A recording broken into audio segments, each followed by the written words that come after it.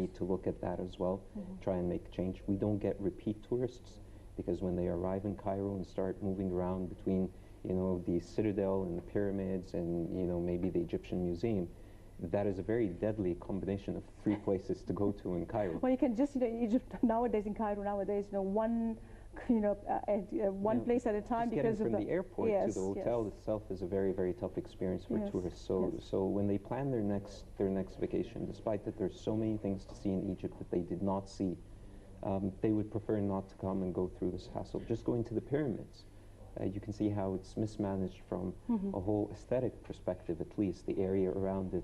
I mean, all of these things do impact the impression of tourists. Even if they're here, our job is to make sure that they come back. Yes. They're visiting the pyramids this time, we want them visiting the Red Sea.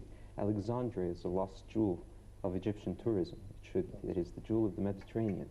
Why is it not one of the biggest destinations on the Mediterranean? So there's a lot of work. There's a lot of work that we need to do to make, not just come back to the figures of 2011 on tourism, but really reach those points where we're competing with Spain and Abu Dhabi and Dubai. Yeah, but I like to comment on Qatar. Of course. Yeah, okay, go ahead. I'm personally very happy that we were capable and then just, explain to us more, like this issue of the bonds and, what took place there. But then, simple. of course, actually, Egyptians were very happy with that decision of returning back the money, politically speaking, after, definitely, that is kind of... Let's forget the political part. Talk about the economic side is just aside, but then they said very good that this happened. Let's talk about it strictly economic. Yes. We needed the money. We needed badly the money at that time. They deposited the $2 billion US, but the interest 5%, while every place in the world in the range of 1%.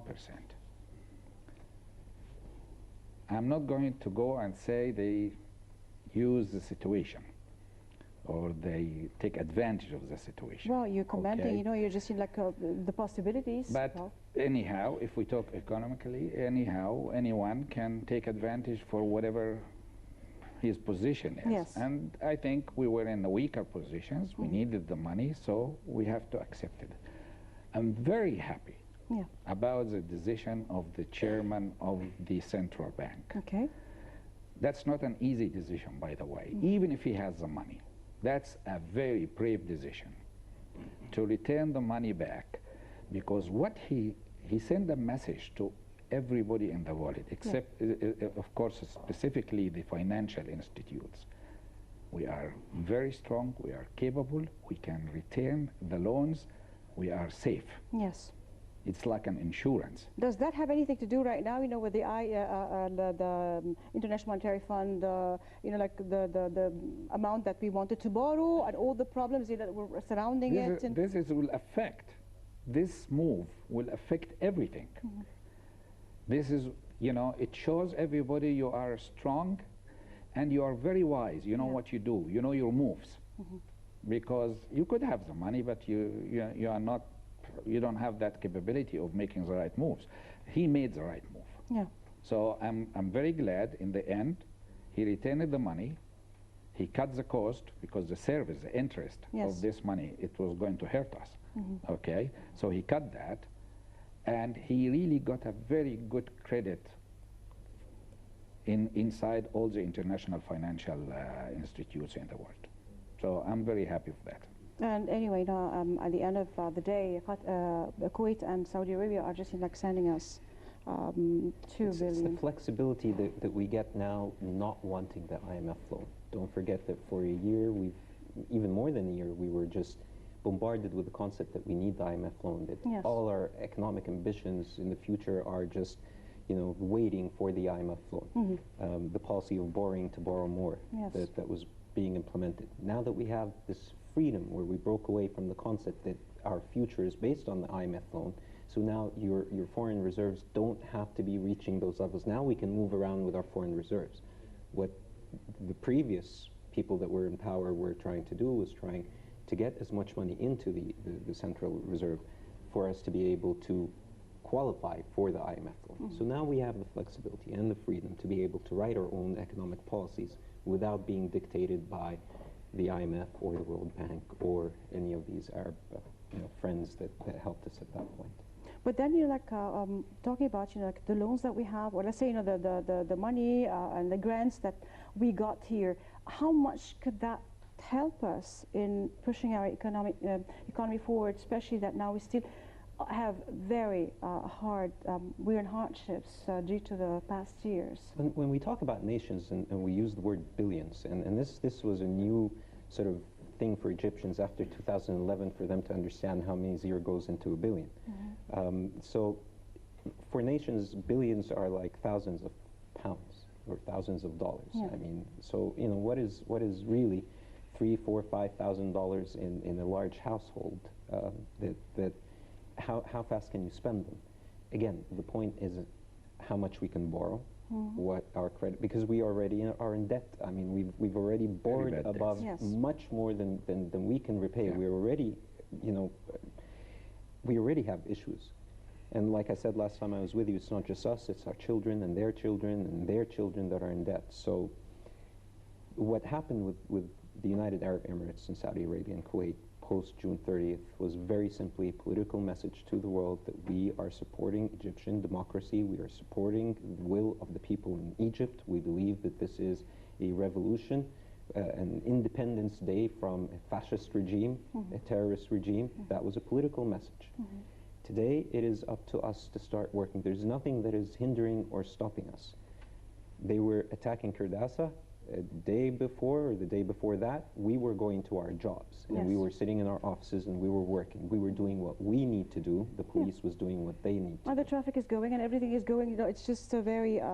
But at the same time, it doesn't cancel the fact that there will be times when we have to accept, and we're happy to accept loans and grants and things to that extent coming in from donors and from different countries and from international organizations. That is not wrong. What we need to understand is, what are we going to do with this money? We used to get a lot of aid and a lot of grants pre-2011, but there wasn't a national strategy that said, where are we going to put the EU money that comes through the IMC, for example? Where are we going to put US aid, and how can it serve the overall economic strategy of Egypt, rather than having it being dictated to us? Here's $250 million. Either you're going to have democracy, or we're going to hold another 100, or the whole concept of utilizing $250 million to manipulate our political process on its own is wrong and will not be accepted from this point on.